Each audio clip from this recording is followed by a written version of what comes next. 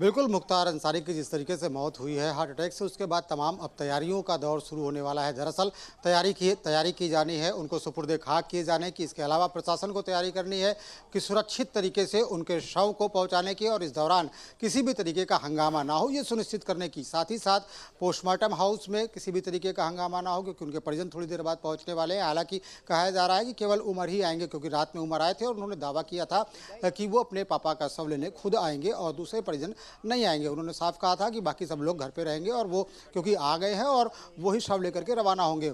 साथ ही साथ प्रशासन की तैयारियां अपनी तरफ से मुकम्मल है और उनके साथ एक काफिले को रवाना किया जाएगा। पुलिसकर्मियों की भारी संख्या रहेगी उसके साथ में, और जो रूट निर्धारित किया जाएगा वहां पर ये सुनिश्चित किया जाएगा कि उस रूट पे कहीं पर भी जाम की स्थिति पैदा ना हो। इसको तमाम जिले जो पड़ेंगे उसके जो कप्तान है वो सुनिश्चित करेंगे कि वहाँ पर जाम की स्थिति ना हो। हम तस्वीरों के माध्यम से भी दिखाना चाहेंगे कि किस तरीके से लगातार जो पोस्टमार्टम हाउस है उसके बाहर पुलिस बल की तैनाती है, साथ ही साथ SSB की तैनाती है, जिससे कोई भी जो नुकसान है वो ना हो सके, कोई हंगामा ना हो सके और कोई उपद्रव ना हो सके। क्योंकि कहा जाता है जब मुख्तार अंसारी किसी जेल में रहते थे तो उसके आसपास उनके तमाम गुर्गे भी मकान किराए पे लेकर के रहने लगते थे और वो ये देखा करते थे कि किसी भी तरीके से मुख्तार को कोई नुकसान ना हो पाए, और वो तमाम मुख्तार की व्यवस्थाएं कर दिया करते थे।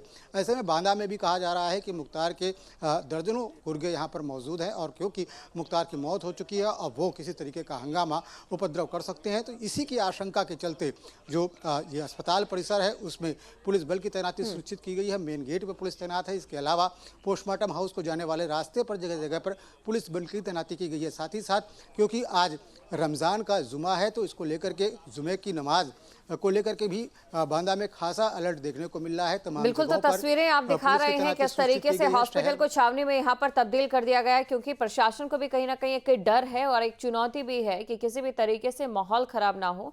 और चलते सुशांत के पास, जो कि उनके पैतृक घर में मौजूद है। सुशांत, वहां से क्या तस्वीरें?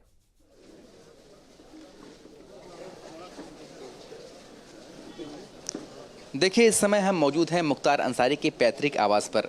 ये मोहम्मदाबाद का ये पैतृक आवास है उनका, और इसे फाटक भी कहा जाता है। दरअसल फाटक इसलिए कहा जाता है कि आप देख सकते हैं एक बहुत बड़ा फाटक यहाँ पर है, और फाटक के नाम से ही मुख्तार अंसारी का जो घर है वो मशहूर है। अफजल अंसारी को भी इसी फाटक के नाम से जाना जाता है। और यहाँ पर आप देखिए कि जो समर्थक हैं उनकी भीड़ लगातार बढ़ती जा रही है। सभी को इंतजार है कि मुख्तार अंसारी का जो शव है वो कब तक पहुँचेगा।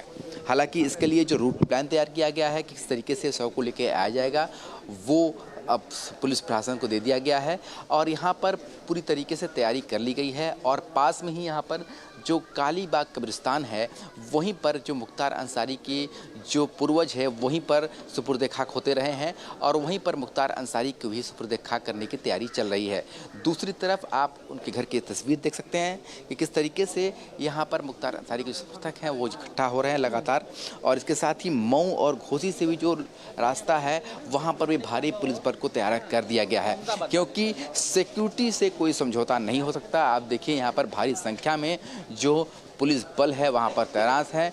एडिशनल SP रैंक के जो यहाँ पर अधिकारी है वो लगातार यहाँ पर तैनात कर दिए गए हैं, और पूरे इलाके में पुलिस फोर्स जो है वो भारी संख्या में दिखाई दे रही है। दरअसल यहाँ पर आप देखिए कि मुख्तार अंसारी के घर के सामने किस तरीके से PSC को भी तैनात कर दिया गया है। तो ये पूरी कोशिश की जा रही है कि यहाँ पर शांतिपूर्ण तरीके से शव यहाँ पर आए, और जितनी जल्दी हो सके एडमिनिस्ट्रेशन की एक कोशिश है कि जितनी जल्दी हो सके सुपुर्द खाक की जो कार्रवाई है उसे अंजाम दिया जा सके, क्योंकि जितना देर होता है शव को रखने में उतना भीड़ बढ़ने की संभावना बढ़ जाती है। दूसरी तरफ अगर बात की जाए किस तरीके से मुख्तार अंसारी का जो शव है वो गाजीपुर तक आएगा, उसका जो एक रूट प्लान तैयार किया गया है। दरअसल बांदा से गाजीपुर का जो रूट प्लान है वो 26 गाड़ियों के काफिले के साथ होगा। 400 किलोमीटर का ये सफ़र है जो तय करना है। बांदा से फतेहपुर, कौशाम्बी, प्रयागराज होते हुए एंट्री होगी, और जो हांडिया बाईपास से भदोही में जाने वाली जो सड़क है उससे भदोही से वाराणसी होते हुए गाजीपुर का रूट तैयार किया गया है।